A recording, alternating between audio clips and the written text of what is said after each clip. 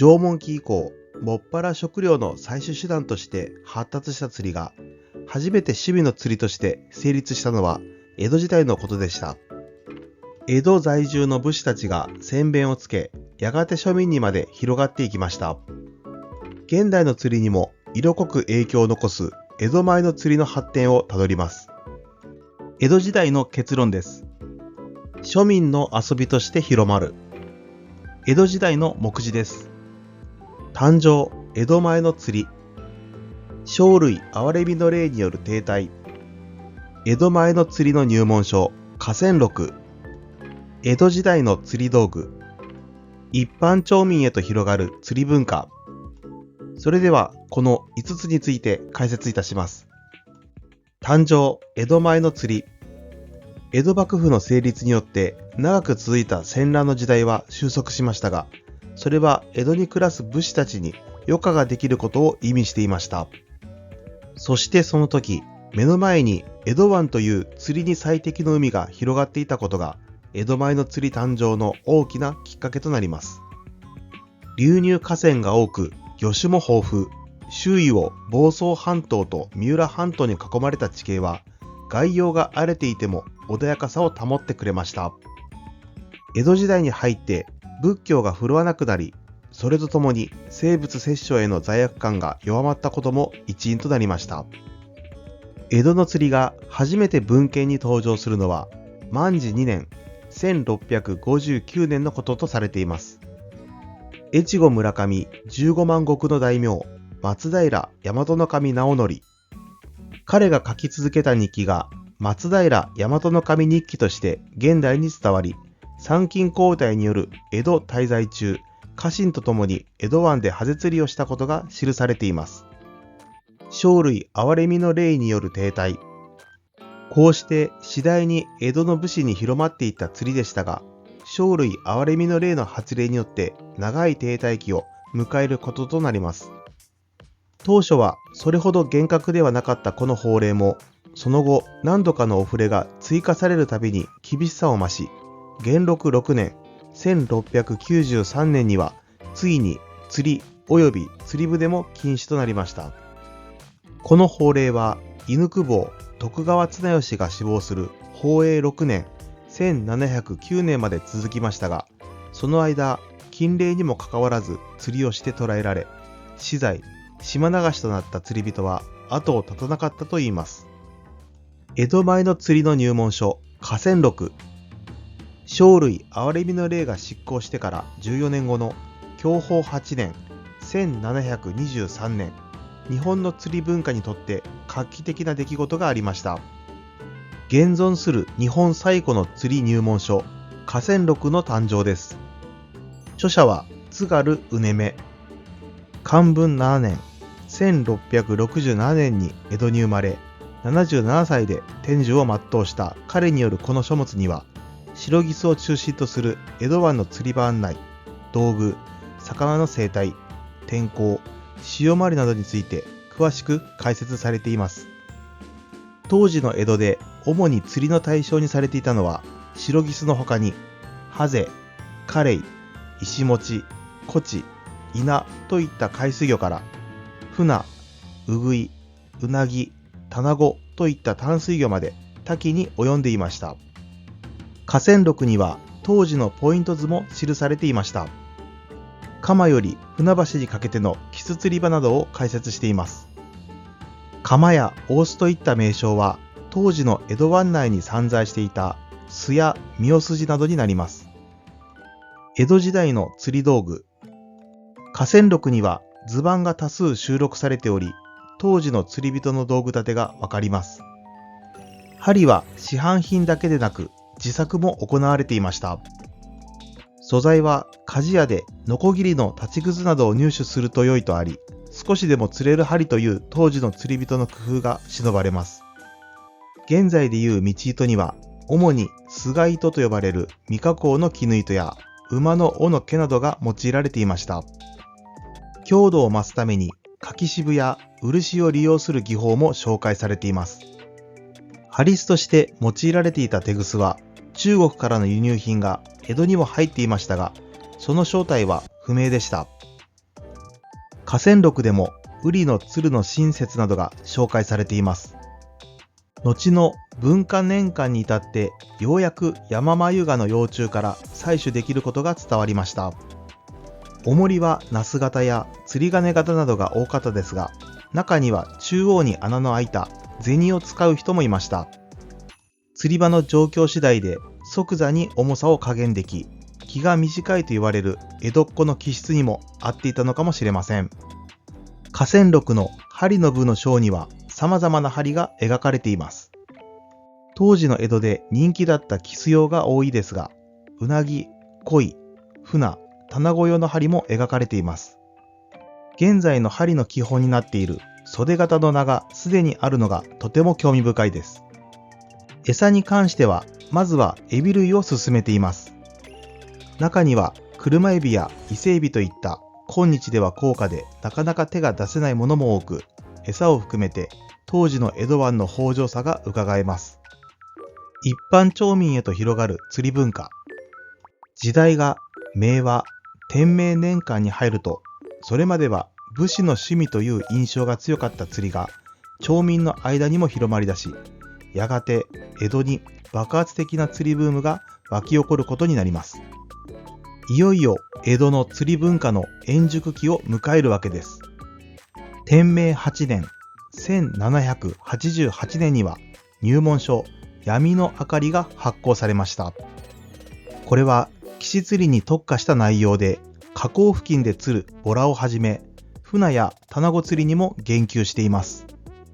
この本には当時の江戸市中にあった釣り道具店のリストが掲載されているのが画期的でした。江戸時代の釣り道具店広告、江戸買い物一人案内は、文政年間に発行された江戸に不慣れな人のために各種問屋の買い物ガイドブックです。お菓子や書物、旅といった当時の日用品に混じって釣り道具といった文言がすでに見ることができます。江戸の釣り人はすでにそんな情報まで求めていました。この後、天保年間1830年から1844年に入ると、釣りは完全に庶民の遊びとして広まり、その様子は北川歌麿や葛飾北斎といった当時活躍した浮世絵師の作品のモチーフとなって現代に伝えてくれています。歌川国芳の浮世絵、東都名所鉄砲図に当時の釣り人で腰からビクを下げ、岩場に座って釣りを楽しむ3人組が描かれています。鉄砲図は現在の東京都中央区港界隈にあたります。ここは隅田川の河口に近く、黒鯛の好釣り場として知られていました。その後、ペリーの来航、そして幕末と時代は一気にそのギアをシフトしていきますが、そんな中でも庶民たちの釣りへの思考は衰えることはありませんでした。やがて明治時代に入ると、江戸時代に一気にそのクオリティを高め、もはや工芸品的な域に達していた江戸技尾は、その美しさから盛んに欧米に輸出されることになりました。江戸時代から現代にわたり釣り道具の技術は継承されています。江戸時代に使われていた釣り道具がそのまま現存する例は少ないですが、当時に成立発展した技術は今日に至るまで脈々と継承され続けています。特に江戸技尾は天明8年1788年に起こった開祖盗作を代表として技尾の伝統と美を今日に至るまで伝えています。遊びとしての釣りは太古の昔から行われてきました。江戸時代以降、一部の階層にとっては釣りは単なる遊びではなく様々な位置づけがなされ、それによって釣り自体も発展してきました。明治、大正時代は釣りの世界においても変革期と言えます。今回はその明治時代にスポットを当てて解説いたします。明治時代の結論です。釣りの進化はさほどなかったが、欧米の釣りが注目される。明治時代の目次です。釣りの時代背景を理解する。産業革命がプレイヤーを変える。明治時代の釣り。釣りの欧米化の始まり。釣りの時代背景を理解する。釣りは太古の昔から食料を取る方法であると同時に遊びとしても行われてきました。江戸時代に入ると職業としての漁を守るため農民が魚を取ってはならないとか、漁師に漁場の占有権を与えるといった政策が取られ、自由に釣りができないこともありましたが、子供たちの遊びとしての釣りは健在だったと考えられています。明治・大正時代においてもそれは同様です。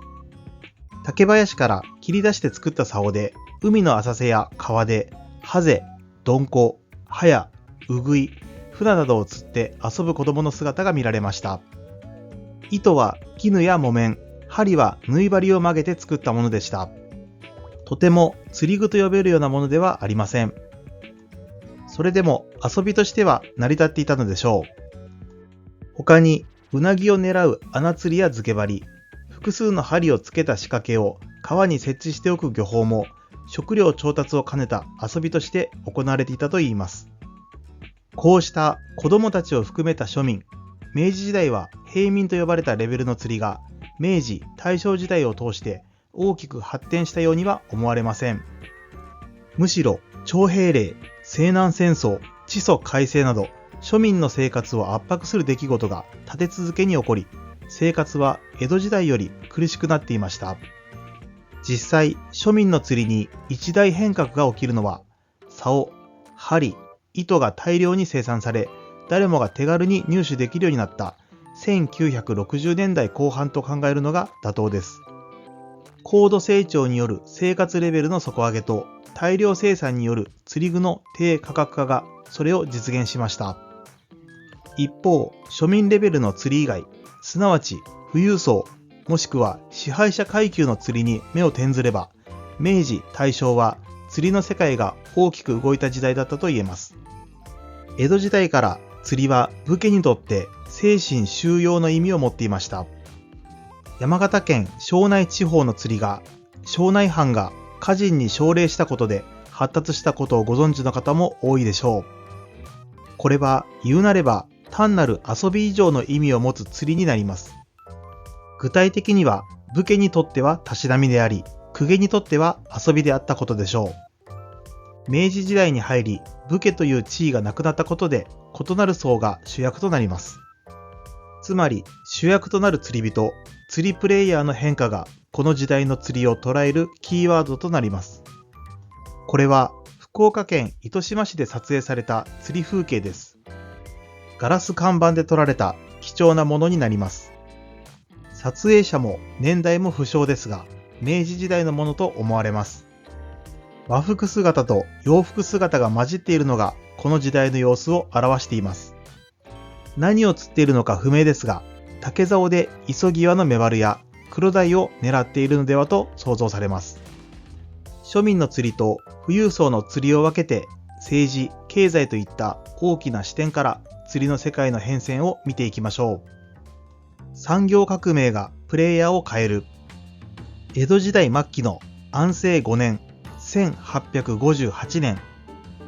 タウンゼント・ハリスと徳川幕府が日米修好通商条約を結んだことで鎖国が完全に終わったとされますが、これにより日本は海外列強の前に立たされることとなります。1868年、時代は明治に変わり、明治政府は植民地化を免れるために近代化及び西洋化を推進する必要に迫られます。ざん切り頭を叩いてみれば文明開化の音がするという都ドイツが象徴するように、牛鍋をはじめとした食文化、西洋建築、西洋式の制作など西洋文明が積極的に取り入れられました。近代化及び西洋化の流れは工業の仕組みも大きく変えました。小規模な工場製種工業生産から集団的工業生産へとシフトすることで、より大きな事業を可能にすることが求められました。幕末から明治はいわば日本における産業革命時代と言えます。その代表的な例が明治5年1872年、政府によって設置された富岡製糸場です。江戸時代末期、最大の輸出品は生糸でありましたが、明治時代に入っても産業や科学技術の発展のために生糸の輸出で資金を集めようとしました。そして明治27年、1894年の日清戦争をきっかけに釣りプレイヤーは大きく変わります。日清戦争は日本経済に大きな影響を及ぼし、戦前からの財閥に加え、新興財閥が勃興しました。新興財閥には歴史がありません。しかし、巨大資本家という地位には、それに見合った生活スタイル、すなわち振る舞いが要求されます。現在でも似たような事例が散見されますが、経済力で得た地位を周囲に認めさせるには、それ相応の教養が必要になるということになります。その振る舞いの手本となったのが、江戸時代の武家、公家社会と欧米の貴族階級でした。急速に欧米化を進めようとする政府が、明治16年、1883年に建造した鹿鳴館でのダンスパーティーは、新興財閥にとって貴族趣味の手本となりました。そんな中、釣りも江戸時代の武家、公家の遊び方が手本とされ、むしろ江戸時代以上に豪奢な趣味として評価されるようになりました。明治時代の釣り。明治中期までの釣りは、基本的には江戸時代の釣りの延長と考えてよいでしょう。ただ、東京では水質汚染によって明治30年、1897年頃には深川周辺での卵釣りが姿を消したと言われています。明治時代にはすでに鯉の釣り堀があったとされますが、そこでは賭けが行われたり、釣り堀が懸賞を出したり、鉄火場の様相を呈していた時期もあったそうです。これらのエピソードは工業の発展と釣りプレイヤーの変化を感じさせます。ちなみに小説家であり釣り好きとして知られる幸田露伴は明治30年1897年頃およそ30歳から釣りを始めたと推測されています。潮遊秘術釣り師かぎを表した2歳年上の文化史家石井剣道もほぼ同じ頃に釣りを始めたそうです。幸田露伴はこの釣り師かぎの序文に職業としての釣りと遊漁の違いを論じ、釣り人の心がけを述べています。いたずらに豪華でない限り精妙な釣り具を使い、争ったり他人を妬んだりせず、悠然と楽しむべきである。江戸時代からの釣りを表した永田一秀によると、釣り師かぎには明治末期の庶民が多く登場するのも特徴だといいます。例えば、さつきのキス釣り上中下で船宿に集まる人が片屋の親方、巡査、松の湯の親方、俳諧の総称、竹屋、飾り屋さん、針予町の20代の職人に新米の洋服の男といった具合とあります。釣り師かぎが出版される2年前、明治37年、1904年に起こった日露戦争以降、国民の所得が急激に向上したことの一つの表れだと言えるでしょう。明治錦絵の役者絵師、豊原国親が描いた市川團十郎釣魚図があります。明治時代に活躍した歌舞伎役者、9代目市川團十郎は無類の釣り好きであり、研究心も旺盛だったと言われます。青ギスの脚立釣りでは初めて磯目を餌に使ったという記述も見られます。明治・大正時代の釣りを描いた作家と本のまとめです。幸田露伴、風流物、五重塔、運命などの著作で知られる幸田露伴は、キス釣り、雨の釣りといった釣りを描いた随筆や言談、露星などの小説も数多く執筆しています。明治42年、1909年、新小説に発表された針の段では、針の形は餌の種類や魚の食性、合わせ方によって変わると述べるなど、釣り道具に対する研究心も旺盛でした。石井剣道とも交流が深く、潮遊技術釣り師かぎに序文を寄せました。石井剣道釣り師かぎ、明治39年、1906年に発行された潮遊技術釣り師かぎです。上、中、下巻に分けられ、下巻が釣りの解説書になっています。釣り物別の釣り機などまで詳細に記載されています。中根中吉竿中の寝言。明治から昭和を生きた竿師初代竿中の語りを残した孫中根音吉三代目竿中の著書竿中の寝言には、当時の江戸の釣りの様子が生き生きと描かれています。永田一秀、江戸時代からの釣り。明治36年、1903年、福岡県に生まれた永田一秀がまとめた江戸時代から昭和時代の釣りの変遷です。資料としての価値が高いものになります。画家、写真家、グラフィックデザイナーとして名高いですが、魚拓の専門家でもありました。土屋鴎外、戯画。幕末に藩士の子として生まれ、山形県鶴岡市、酒田市、新庄市の裁判所に勤務する傍ら、画人としての才能を伸ばした土屋鴎外が描いた明治から昭和初期の釣り風景です。庄内釣りの変遷を知る貴重な資料となっています。では、釣り道具はどうだったでしょうか。釣り糸は麻糸や絹糸、テグスが使われており、竿は延べ竿です。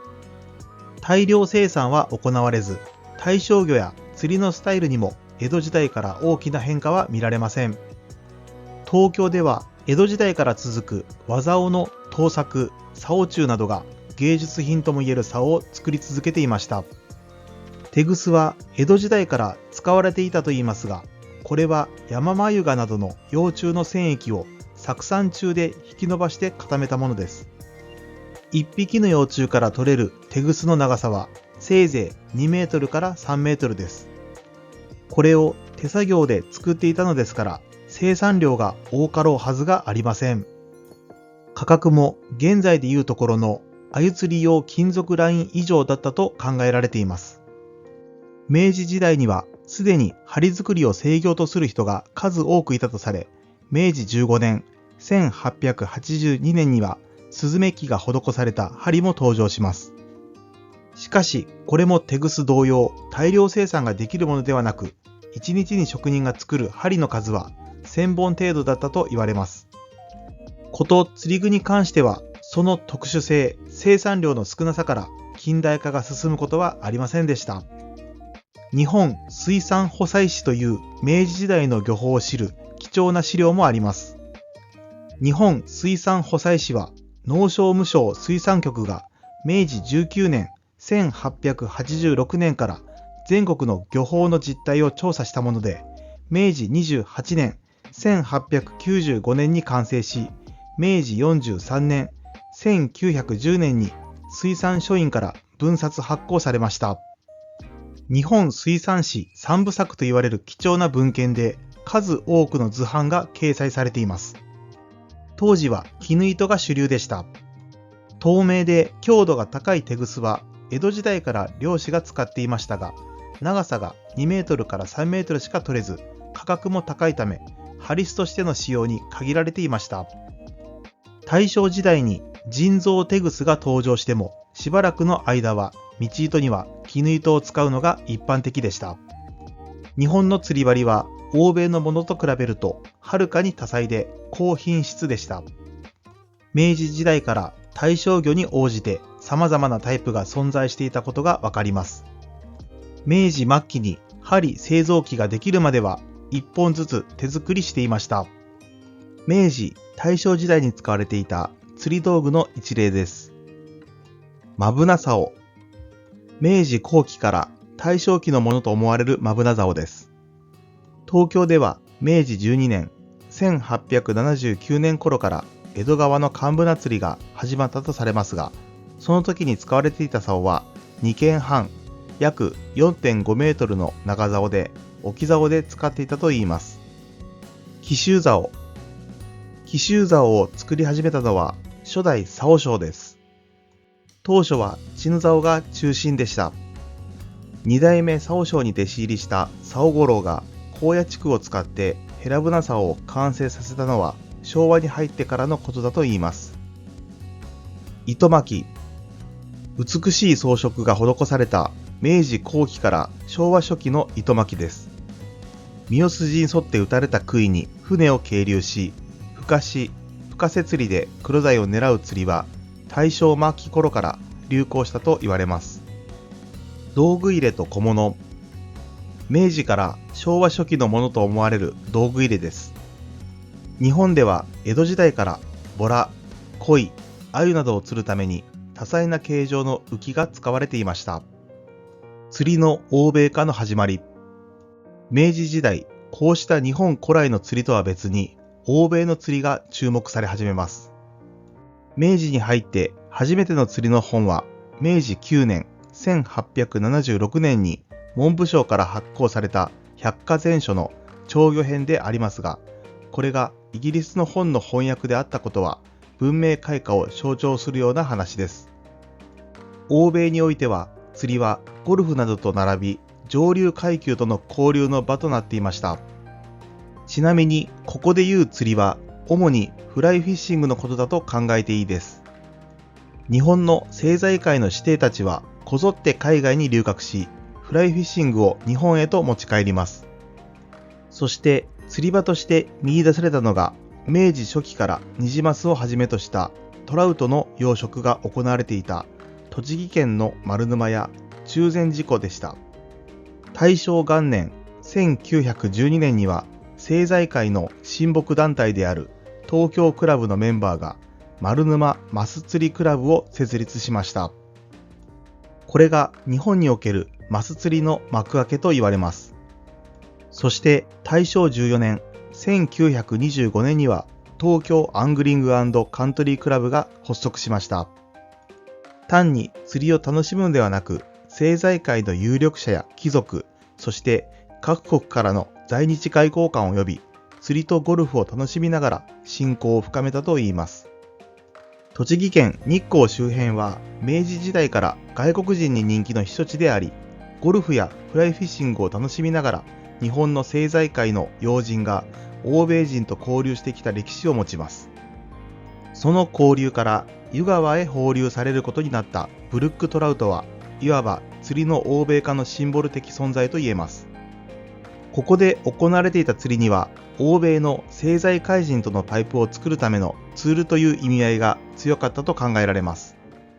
時代は明治から大正へと移り変わります。明治時代は厳しい時代背景により日本国内における釣り道具や文化はさほど大きな変化はありませんでした。しかし欧米の釣り文化が入ってきたことにより釣りに対する視野が広くなってきました。大正時代は15年ほどになります。明治、昭和、平成と比較すると短い時代になります。この時代にどのような釣りの進化があったのか見ていきましょう。大正時代の結論です。庶民には手の届かない遊び。大正時代の目次です。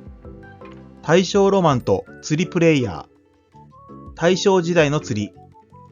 この2つについて解説いたします。大正ロマンと釣りプレイヤー。大正時代、日本経済に大きな影響を与えたのは大正3年1914年に始まった第一次世界大戦でした。日本軍はドイツに宣戦布告し、中国青島や南洋諸島に進出しました。シベリアへも出兵し、主戦場はヨーロッパとなります。日本は大きな損害を受けることはなく、それどころかヨーロッパの復興需要で空前の好景気を迎えます。これが大正ロマンと呼ばれる一種のバブル景気となりました。すでに工業化が進んでいた日本では、この復興需要によりあらゆる産業が活気づきます。ここに生まれたのが財閥とは別の中小の新興資本家、いわゆる成金です。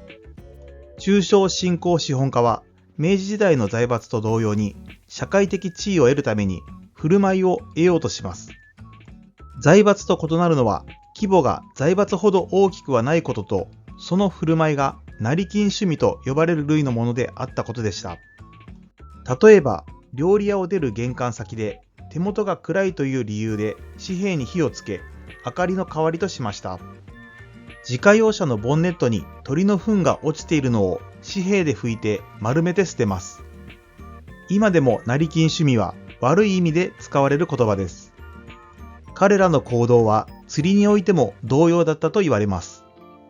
もちろん礼儀をわきまえた人も多数いましたが、運転手付きの自家用車で突然、漁師の家に乗りつけて、今から釣りに行きたいと注文するなど、子供のごとき振る舞いを見せたといいます。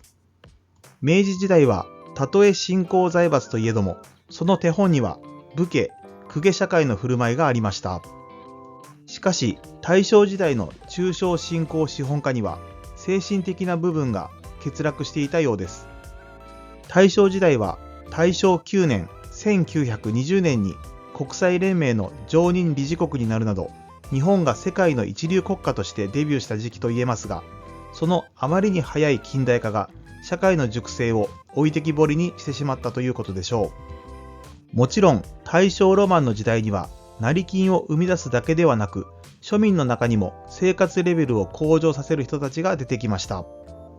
事実、大正4年1915年から大正14年1925年にかけて国民所得はおよそ 1.5 倍になっています。もっともこの時代の庶民の経済状態については様々な視点から見る必要があるでしょう。終戦とともに株価は著しく下落し、慢性的な労働者の失業へとつながっていきます。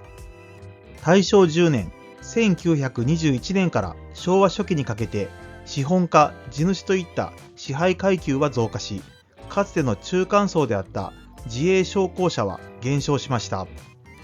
代わって医者や教員、技師、記者などの新中間層が増加していきました。この新中間層が成金と並ぶ同じレベルではありませんが、新たな釣りプレイヤーになったと考えるのが妥当です。鈴木露生が表した私の隅田川江戸前釣り史70年には、大正14年1925年の船代が餌代は別で、釣り船モーター付きで船頭1人、釣り客1人で1日7円、釣り客1人増えるごとに1円増であったと書かれています。一方で大正9年1920年、旧中間車層と労働者階層を中心とする 92% 以上の世帯は年収500円から1000円であったという調査があります。月に40円から80円程度の収入から釣り船代だけでその1割から2割に当たる7円を支払うのは無理に近いものがあります。1割の富裕層と9割のそうでない層で構成されていた当時の社会では、船頭を雇うような釣りができる人は1割の富裕層に限られていたということでしょう。大正時代の釣り。このように明治大正時代において釣りにはまだ庶民には手の届かない遊びという側面がありました。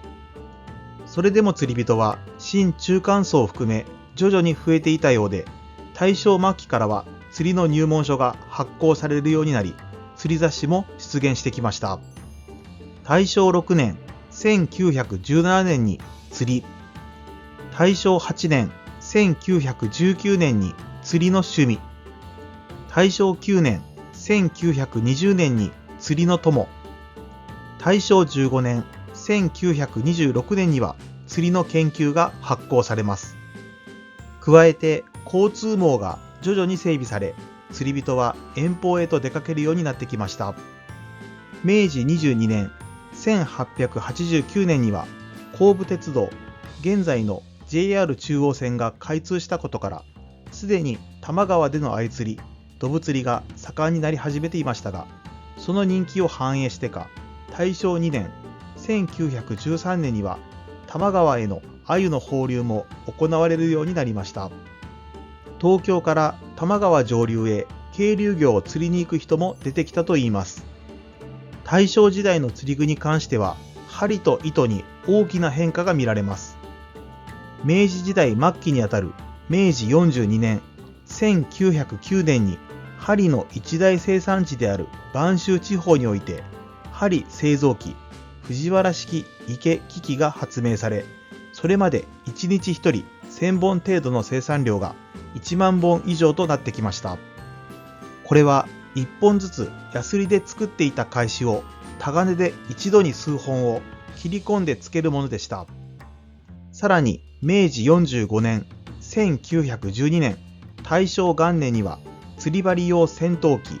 計曲機が開発され、1日1人3万本の製造が可能になります。糸については、大正10年、1921年、人造テグスが製造され始めました。これは明治時代から量産されていたという説もあります。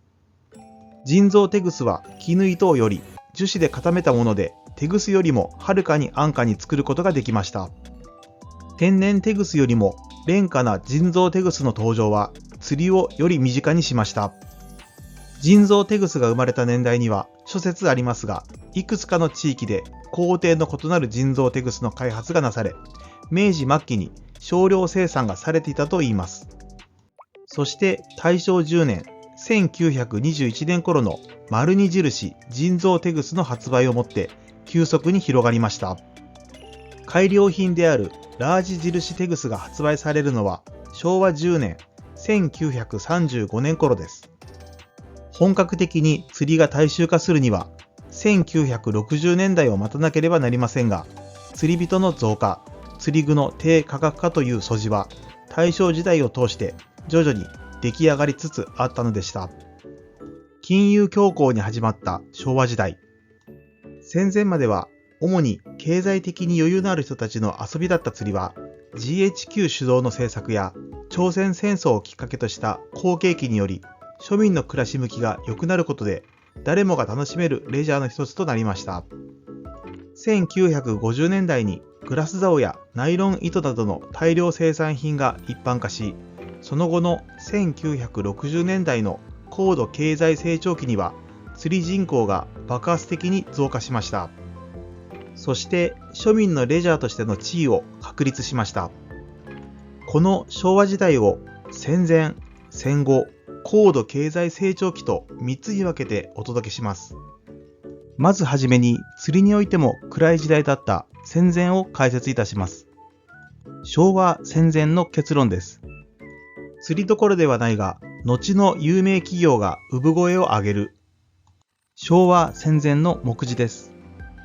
激動の昭和初期。戦前までの釣りプレイヤーとは、この2つについて解説いたします。激動の昭和初期。江戸時代から昭和末期に至るまで釣りの歴史や文化を記した名著、永田一秀氏が表した江戸時代からの釣りには昭和時代の釣りを記す前にこのように書かれています。大正デモクラシーの時代といってもそれは上辺だけのものだったが、を経て昭和の時代に入ったが、この昭和の初期から戦争中までは誠に暗い時代だった。昭和2年、1927年3月15日には金融恐慌が始まった。昭和4年、1929年10月24日の株の大暴落をきっかけに大恐慌と失業地獄に襲われる。昭和6年、1931年には一層深刻になり、失業者は300万人に及ぶ。東北、北海道は冷害による農村の窮乏がひどく、欠食児童、子の身売り、借金などの犠牲者が多くなる。昭和8年、1933年から国際連盟からも脱退し、ひたすらに戦争の道を盲信したのだが、これ以上戦争の歴史を述べることは、この場でのテーマを離れるばかりだから、あとは必要な折にだけ触れることにして、本題の釣りの歴史に入ることにする。ただ、念をして申し上げておきたいことは、昭和初期から敗戦によって戦争の終わるまで、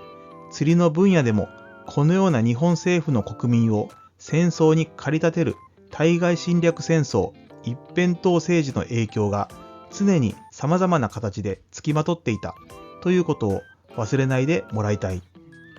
これが画家として知られ、東京勤労者釣り団体連合会名誉会長も務めた永田一秀氏が20代半ばで目にした昭和初期の様子であります。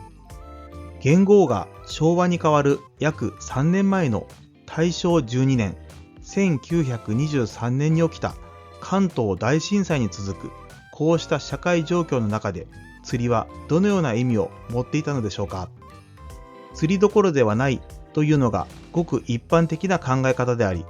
事実、釣りをしているところを見られて、非国民呼ばわりされた釣り人もいたといいます。しかし、それでも釣りという遊びが失われることはありませんでした。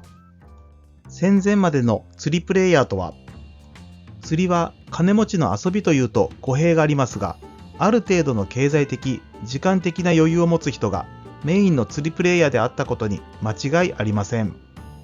江戸時代までの釣りプレイヤーは武家や公家であり、明治時代には財閥、貴族でした。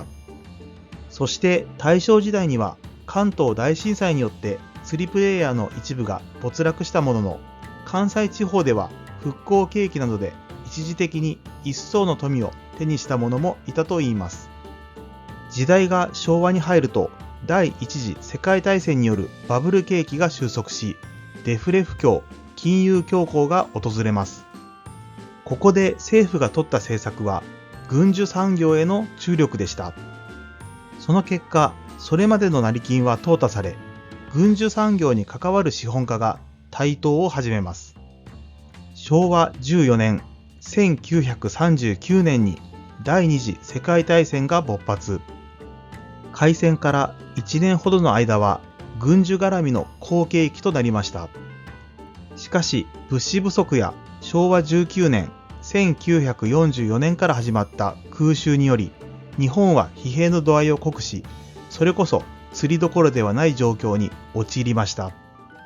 昭和戦前に出版された釣り書籍と昭和戦前の出来事を年表で見ていきます。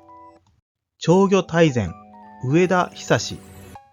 昭和3年、1928年から発行された全12冊からなる釣り指南書です。アイザック・ウォルトンのザ・コンプリート・アングラーも同様の放題ですが、出版はこちらが先でした。アングリング・イン・ジャパン。昭和15年、1940年、財団法人国際観光協会が発行しました。海外からの観光客に向けた釣り案内、山中湖でのワカサギ釣り、船釣りなどが紹介されています。雑誌釣り人。戦後すぐの昭和21年、1946年に創刊され、現在も発行される総合釣り雑誌です。戦前から発行されていた水の趣味など、昭和時代は釣り雑誌も数多くあります。次に釣りにおいて盛り上がりを見せてきた戦後を解説いたします。昭和戦後の結論です。趣味の釣りは金持ちから中産階級へ。昭和戦後の目次です。終戦で変わる釣りプレイヤー。釣り具の発達がブームを加速。この2つについて解説いたします。終戦で変わる釣りプレイヤー。昭和20年、1945年、日本がポツダム宣言を受諾することによって、第二次世界大戦は終わりを告げました。そして日本は連合国の管理下に置かれ、GHQ などによって政策が指導されるようになります。余談ではありますが、終戦直後、東京隅田川の支流などでは、生後、ボラ、ハゼなど様々な魚が釣れたといいます。戦争で工場や家庭からの排水が止まり、都内を流れる川や汽水域の水質が良くなったのです。それはさておき、日本経済を大きく左右したのが財閥解体と農地開放、農地改革でした。財閥解体により軍需産業で資本を蓄積されたとされる三井、岩崎、三菱、住友、安田の4財閥は解散や旧経営陣の追放などを指示されました。反面、労働者の賃金は上昇します。経済は活性化して労働者に加え資本を手にすることになったのが昭和初期に困窮を極めていた農民たちです。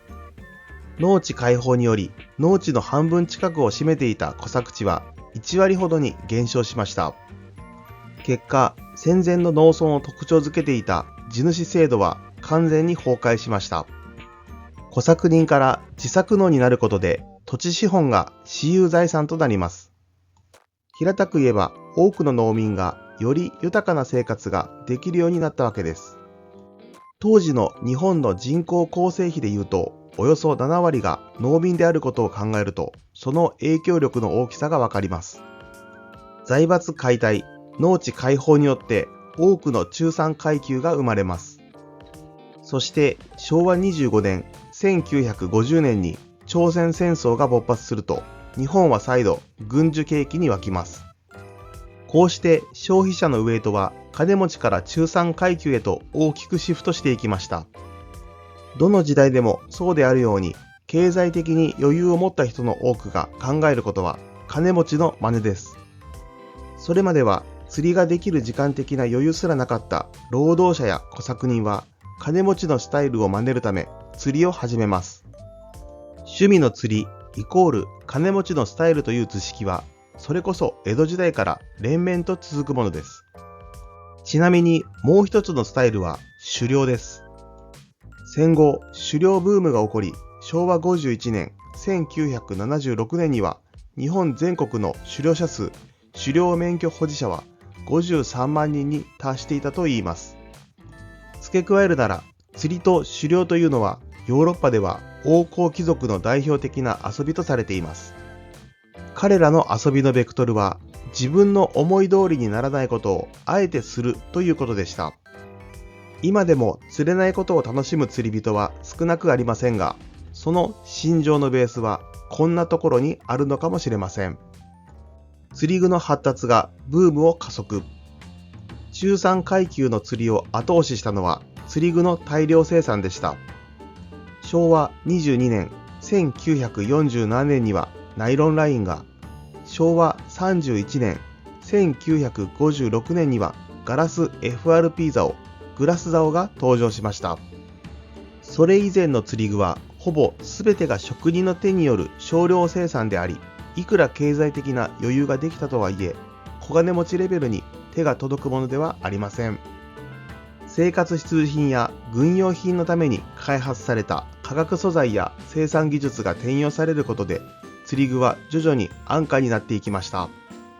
グラス竿はオリムピックが昭和16年、1941年から開発を開始しました。当初は米軍向けに、次いで輸出用に生産され、国内で流通し始めたのは昭和36年、1961年とされています。また NFT 日本フィッシングタックルはその1年前から国内販売を開始していました。当初は竹竿よりも重いためあまり広がらなかったと言われ、特に鮎竿に関しては感度に優れるカーボン FRP が登場するまでは竹竿を使う人がほとんどだったといいます。しかし昭和40年、1965年頃になると竹竿の価格が高くなり、ほとんどの釣り物でグラス竿が一般的になりました。なお、リールについては、戦前は神奈川県湘南の小田原大磯リールと北海道で使われていたリールの発展系に限られていました。いずれも現在でいうところの太鼓型リールです。上野オール金属製作所、後のオリムピックが昭和11年、1936年に発売した片軸のフィッシュオリムピックリールはその決定版となりました。スピニングリールの登場は戦後の昭和25年、1950年の頃です。オリムピックが日本でスピニングリールを発売したのは昭和28年、1953年頃という記述もあり、それ以前の製品は輸出用だったとも考えられます。ともあれ、ここから始まる国産スピニングリールはいずれも海外製品、フランスミッチェル社およびイギリスオービス社の模倣によるものでした。大卒の初任給が8000円から9000円だった時代に5000円前後の価格がつけられていましたが、10年ほどもすると小田原大磯リール発祥の地である大磯でも6割から7割の釣り人がスピニングリールを使用するようになっていたといいます。釣りを変えた道具と餌。ナイロン糸。現在でも販売されている東レ、銀鱗が初の国産ナイロン糸です。それまで使われていたテグスは高価であり、長さも限られていましたが、ナイロン糸の登場によってリールに存分に糸を巻くことが可能になりました。FRP 製の竿。竹竿からグラス竿への変化は釣りの大衆化に大きく寄与し、その後に登場したカーボン竿はより高度な釣りを可能にしました。リール。国産リールは輸出用などからスタートし、徐々に国内でも販売されるようになってきました。釣り餌。1970年代に韓国からの輸入餌、青磯目が登場します。5回よりもちぎれにくかったため、グラスロッドとスピニングリールを使った投げ釣りの人気を支えました。また、南極海で取れる沖合も同時期から餌として使われるようになりました。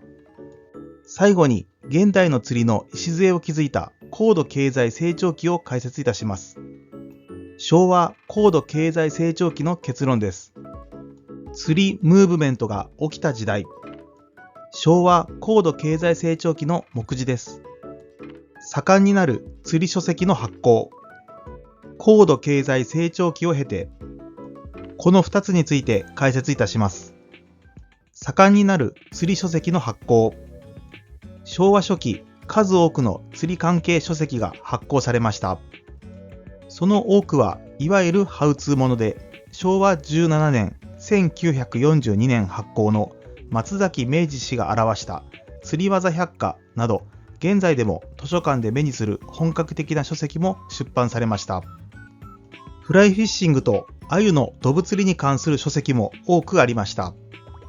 永田一秀氏によると、フライフィッシングはニジマスやブラックバスの移入、鮎のドブ釣りは鮎の養殖・放流が盛んになったことが理由の一つであると言います。雑誌釣り人の創刊者となる佐藤功石氏は、昭和9年、1934年発行の鮎の友釣りを皮切りに、釣りの本、鮎釣りの手引きなど多くの書籍を表しました。終戦直後はさすがに釣り関係書籍の数は少なくなりますが、それから年を追うごとに増えていきました。ハウツーものは細分化され、エッセイなども出版されます。1952年に発行された井伏正次氏の川釣りなど手に取った方もおられるのではないでしょうか。昭和末期になると、ますますルアーフィッシングが注目を浴び始め、釣り人の興味もおのずとルアー、フライフィッシングへと向いていきます。シェリダン・アンダーソンのフライフィッシング教書、1979年に田淵義雄氏によって翻訳されたものや、1978年に野利弘介氏と山田修二氏が表したブラックバス釣りの楽しみ方、1971年に海光武氏のフィッシュオン、1978年にはオーパーなどはいずれも時流に乗った書籍と言えます。釣り雑誌も数誌創刊されましたが、その中の一誌、水の趣味は昭和8年、1933年の創刊号で、幸田露伴氏を囲んでの座談会を掲載しています。第二次世界大戦の間は休刊するものの、昭和45年、1970年までの長きにわたって発行されました。戦前に創刊された雑誌としては、最も本格的なものと言えるでしょう。現在も釣り人社から発行されている釣り人は、戦後すぐの昭和21年、1946年に創刊されました。創刊者は佐藤功石氏でありましたが、昭和26年、1951年には水の趣味の編集長であった竹内純三郎氏が経営・編集とともに引き継ぎました。高度経済成長期を経て、